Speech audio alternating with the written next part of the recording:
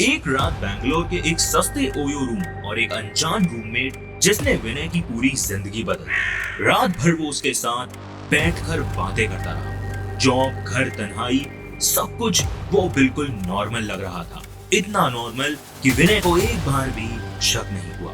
लेकिन सुबह रिसेप्शन पर उसे सिर्फ एक बात पता चली। उस रूम की बुकिंग सिर्फ एक इंसान के नाम पर थी। ना रजिस्टर में उस आदमी का नाम था, ना सीसीटीवी में उसकी एंट्री, ना स्टाफ ने उसे अंदर आते देखा। और तब विनय को पता चला कि वो इंसान नहीं बल्कि एक। नमस्कार दोस्तों, आज के एपिसोड में आपका स्वागत है। आज भी जब मैं किसी होटल में रूम अकेला लेता हूँ ना, तो सोने से पहले एक बार जरूर चेक करता हूँ। बेड के नीचे, बाथरूम के अंदर, बैल्कनी के पास और कभी कभी दरवाजे के पीछे भी। मुझे पता है ये थोड़ा स्टूपिड लगता है। एक अडल्ट आदमी रात के 2 बजे होटल के रूम में खड़ा होकर घोस्ट इंस्पेक्शन करता हुआ, लेकिन कुछ आदतें डर से नहीं, यादों से पैदा होती हैं। और कुछ रातों का असर इतना गहरा होता है कि सालों बाद भी तुम लाइट बंद करने से पहले एक पल के लिए रुक जाते हो। ये कहानी उसी रात की है जब विनय पहली बार बैंगलोर आया था।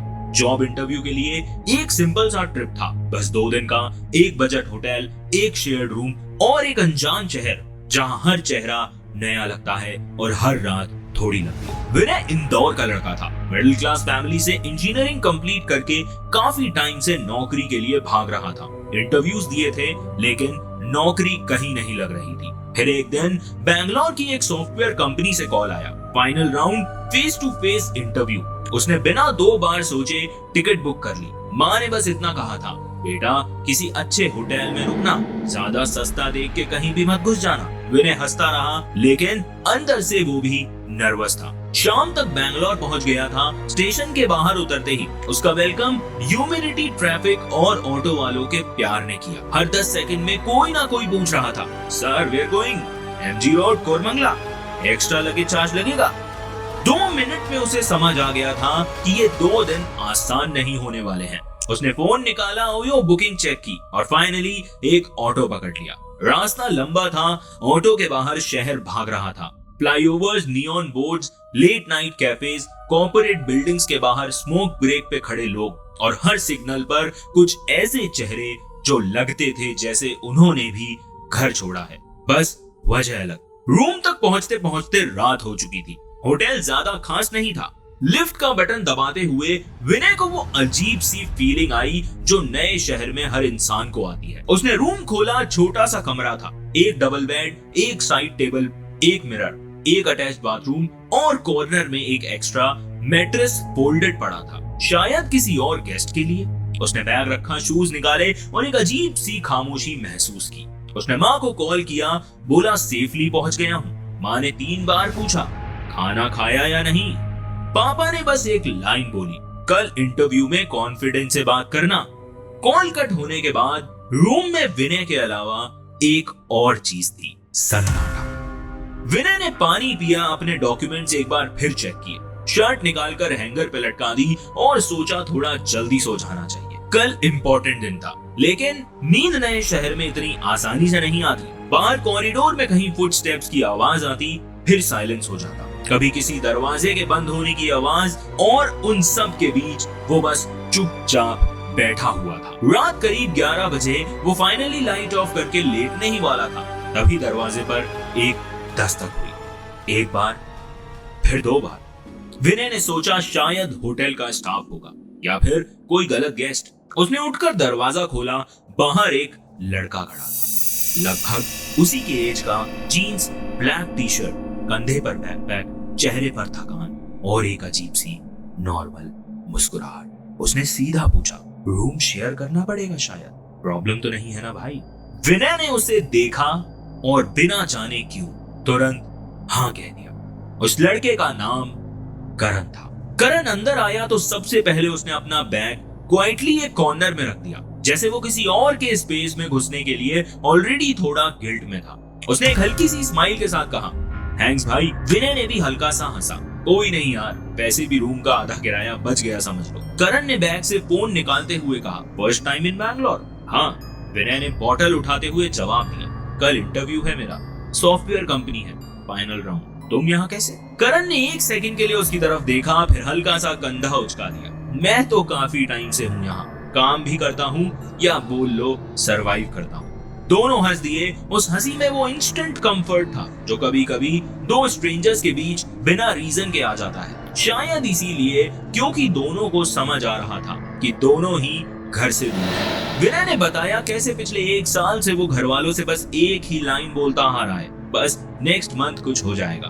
कैसे हर रिजेक्शन के बाद माँ का टोन थोड़ा और सॉफ्ट हो जाता है और पापा का थोड़ा और चुप। करण चुपचाप उसकी बातें सुनता रहा। बाद में करण थोड़ा मुस्कुराया, लेकिन उसकी स्माइल में एक अजीब सा कुछ और था जो विनय को समझ नहीं आ रहा। बहुत देर से दोनों रैंडम बातें करते रहे। स्कूल क्रशेस, हॉस्टल के स्टूपिड इंसिडेंट्स, फर्स्ट सैलरी के सपने और भी बहुत कुछ। करीब 1:30 बजे फाइनली विनय ने स्ट्रेच लेते हुए कहा, भाई अगर मैं कल लेट उठा ना तो मेरा तो करियर ही खत्म हो जाएगा।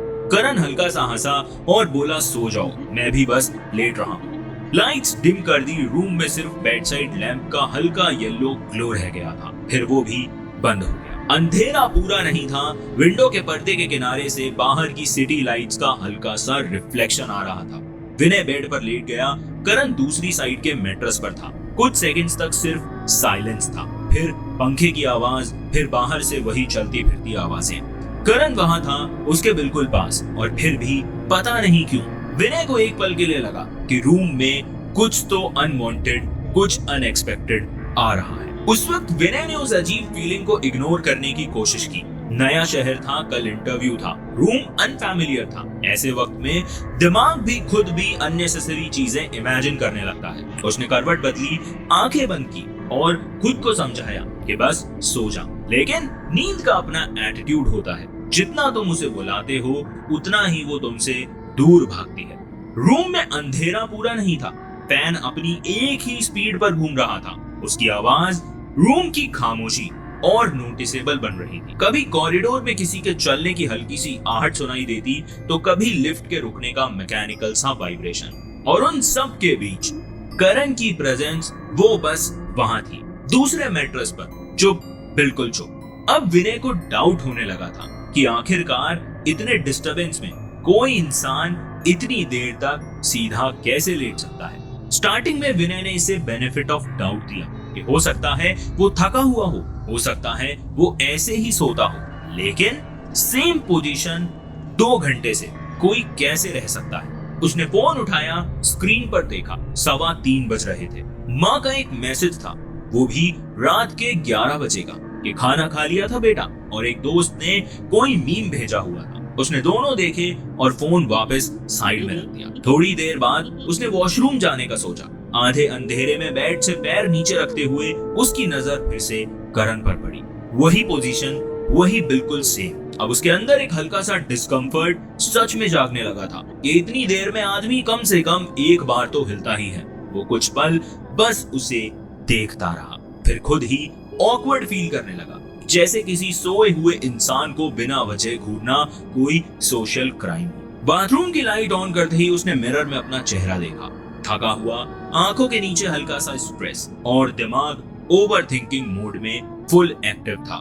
उसने फेस पर पानी मारा, तब अचानक एक रैंडम सी बात उसे याद आई।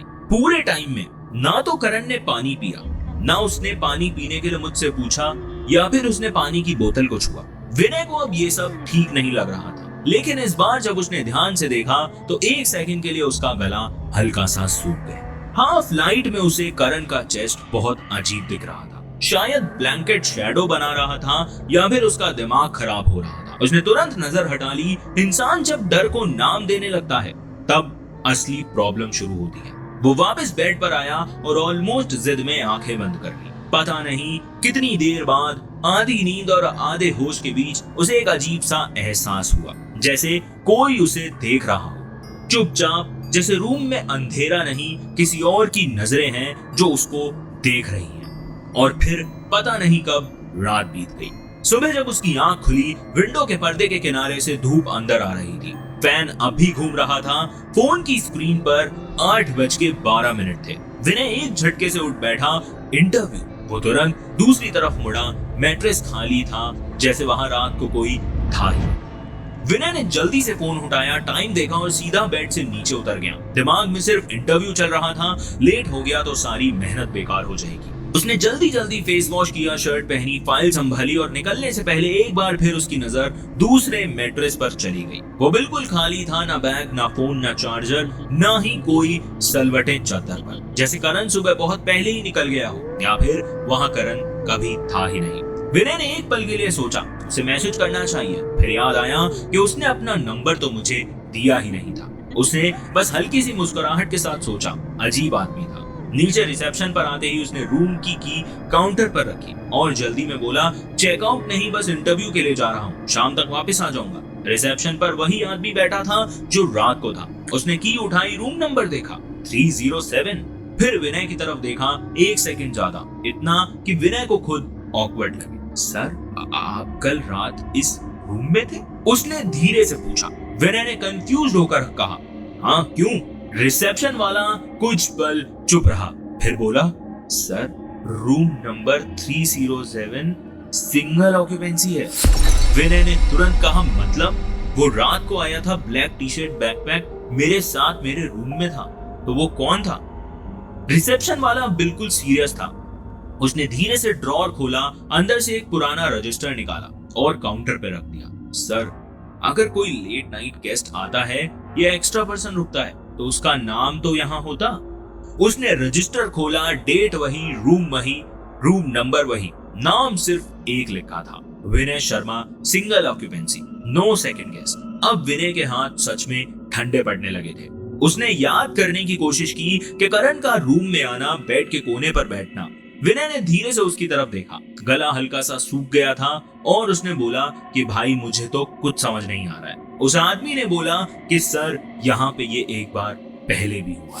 फिर उसने हल्की आवाज में कहा कि रूम नंबर 307 में कभी कभी रात को उन्हें लगता है कि वो लोग अकेले नहीं। विनय कुछ देर तक रिसेप्शन पर खड़ा रहा, बिना कुछ बोले। रजिस्टर उसके सामने खुला पड़ा था, लेकिन उसकी आंखें उस पर टिककर भी कुछ देख नहीं रही थी। दिमाग बार बार वही रात रिवाइंड कर रहा था। करण का पहली बार डोर पर नॉक करना, उसका अंदर आना, उसके बेड के कोने पर बैठकर कैजुअल तरीके से पूछना, फर्स्ट टाइम इन बैंगलोर।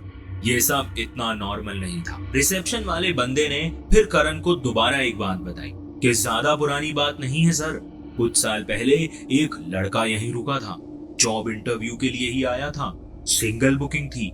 सुबह उसने भी कहा था कि उसने रात किसी के साथ रूम शेयर किया। स्टाफ ने तब भी मजाक समझा, लेकिन उसने जो डिस्क्रिप्शन दिया था वो ऑलमोस्ट सेम था जैसा आप बोल रहे हैं। विनय के अंदर अब एक डर पैदा हो गया था। वो उससे कहता है कि ये सब आपने पहले क्यों नहीं बताया। रिसेप्शन वाले के पास इस सवाल का कोई जवाब नहीं था। लॉबी में कुछ सेकंड्स के लिए बिल्कुल खामोशी छा गई। बाहर रोड पर ट्रैफिक था, हॉर्न था, लोग थे, लेकिन उस काउंटर के पास खड़े विनय को सब आवाजें अब दूर लग रही थी। उसने धीरे से रूम की चाबी उठाई। रिसेप्शन वाला हैरान हुआ, सर, इंटरव्यू के लिए लेट हो जाएगा। विनय ने उसकी तरफ देखा, आंखों में उसके जो डर था वो कोई मामूली डर नहीं था। उसने कहा कि बस मुझे 1 मिनट के लिए ऊपर जाना है। विनय ऊपर गया, सीढ़ियों से भागते हुए, 3rd फ्लोर, रूम नंबर 307। फिर भी उसे लग रहा था कि जैसे वो किसी और जगह जा रहा है। उसने चाबी लगाई, लॉक घुमाया और कुछ पल बस हैंडल पकड़कर खड़ा रहा। रूम बिल्कुल वैसा ही था जैसा वो छोड़ कर गया था। Bed, side table, folded curtain, bathroom का आधा खुला दरवाजा, सब नॉर्मल। उसकी नजर सीधा दूसरे मैट्रेस पर गई, वो भी खाली था, लेकिन इस बार एक छोटी सी चीज अलग थी। साइड टेबल के नीचे दीवार के पास कुछ पड़ा हुआ था। विनय झुककर देखने लगा। एक पुराना कीचेन था वहां पर, सिंपल सा मेटल का कीचेन, थोड़ा सा घिसा हुआ, राउंडेड शेप का, बीच में एक फेडेड ब्लू स्टिकर, जैसे किसी चीप गिफ्ट शॉप से लिया गया हो। उसने उसे हाथ में उठाया, वो बिल्कुल ठंडा था। उसने तुरंत पहचान लिया कि कल रात जब करण रूम में आया था, उसने अपने बैग कॉर्नर में रखते वक्त कीज भी निकाली थी। विनय को याद था, उसने मजाक में बोला भी था, भाई तुम्हारे कीचेन से लग रहा है कि इंजीनियरिंग हॉस्टल से सीधा यहाँ है। विनय का गला सूख गया कि अगर कोई था ही नहीं तो ये कीचेन यहाँ कैसे था। तभी उसकी नजर शीशे पर पड़ी।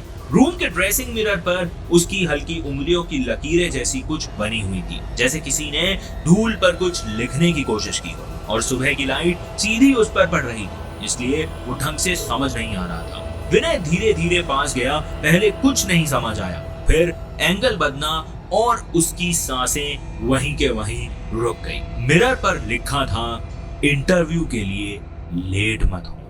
बस इतना, ना कोई नाम ना कोई और लाइन, सिर्फ ये 4 शब्द, इंटरव्यू के लिए लेट मत। वही लाइन जो कल रात करण ने पूरी कॉन्वर्सेशन में बार बार बोली थी। विनय पीछे हट गया। रूम अचानक छोटा लगने लगा। पंखा चल रहा था लेकिन हवा नहीं आ रही थी। विनय तुरंत भागते हुए नीचे गया और रिसेप्शन वाले को वो कीचेन दिखाता है। उसने बोला कि ये कीचेन उसी का है जो कल रात मेरे कमरे में आया था। रिसेप्शन वाले ने जो उसे जवाब दिया, वो जवाब सुन के विनय के पैरों तले जमीन खिसक गई। उसने बोला कि सर, ये कीचेन तो हमने पहले भी देखा है। विनय ने तुरंत उसकी तरफ देखा और पूछा, पहले भी?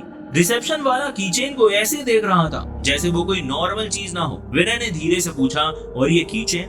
रिसेप्शन वाला लड़का कुछ पल चुप रहा। ये पहली बार नहीं देख रहा। लॉबी की हवा अचानक भारी होने लगी। मतलब ये उसी का है शायद।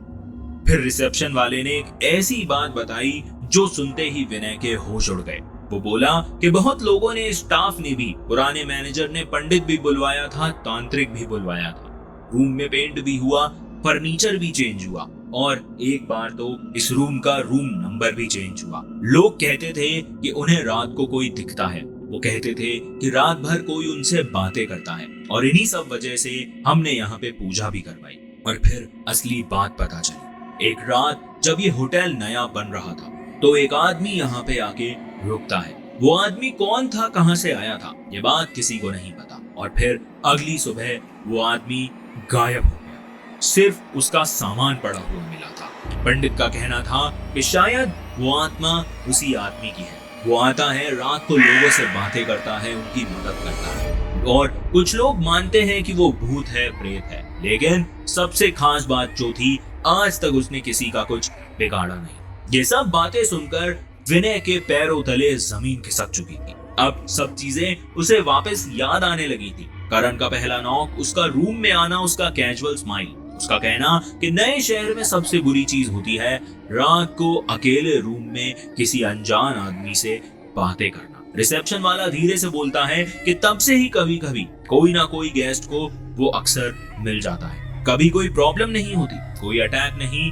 बस वो आता है, बैठता है, बातें करता है और सुबह अपने आप गायब हो जाता है। विनय ये सब सुन के अब हैरान हो चुका था। वो होटल से बाहर जरूर निकला, लेकिन पूरा दिन उसके दिमाग में रूम में जो हुआ वही सब रिपीट हो रहा था। कैब में, कंपनी के रिसेप्शन एरिया में, इंटरव्यू के दौरान भी। सुबह तक जो डर था, शाम तक अब वो बदल चुका था। अब विनय को लग रहा था कि करण उसे डराने नहीं आया था, वो बस उसका साथ देने आया था, जैसे कभी वो भी किसी का साथ चाहता था। लेकिन क्या ये कहना सही होगा कि प्रेत आत्माएं भी किसी की मदद कर सकती हैं? विनय को आज भी ऐसा लगता है कि अगर उस रात करण नहीं आता तो शायद उसका इंटरव्यू कभी क्लियर ही नहीं हो पाता। विनय की नौकरी तो लग गई और विनय के साथ कुछ गलत भी नहीं हुआ, लेकिन आज भी विनय के दिमाग में करण की वो आवाज, करण का वो चेहरा और उसकी वो प्रेजेंस फील होती है। विनय को लगता है कि शायद करण उसे डराने नहीं, सिर्फ उसकी मदद करने ही आया था। आज की ये कहानी आपको कैसी लगी मुझे कमेंट्स में जरूर बताना। और आप भी अगर कभी किसी होटल या फिर किसी ओयो रूम में जाएं जिस जगह से आप फैमिलियर ना हो, तो एक बार चेक जरूर कर लें। क्या पता वहां भी कोई घोस्ट या फिर कोई प्रेत आत्मा आपका इंतजार कर रही है। अगर आप ये कहानी स्पॉटिफाई पे सुन रहे थे तो शो को फॉलो एंड रेट करना ना भूलें। और अगर आप ये कहानी यूट्यूब पे देख रहे थे तो वीडियो को लाइक, चैनल को सब्सक्राइब जरूर करें। आज के लिए बस इतना ही। मैं फिर लौटूंगा अगले हफ्ते नई कहानी, नए डर के साथ। मेरे चैनल पर ऐसी ढेर सारी कहानियां आपका इंतजार कर रही हैं, तो अभी विजिट करें और सुने दिल दहला देने वाली हॉरर स्टोरीज। धन्यवाद। आप सुन रहे थे the horror show by Karnik.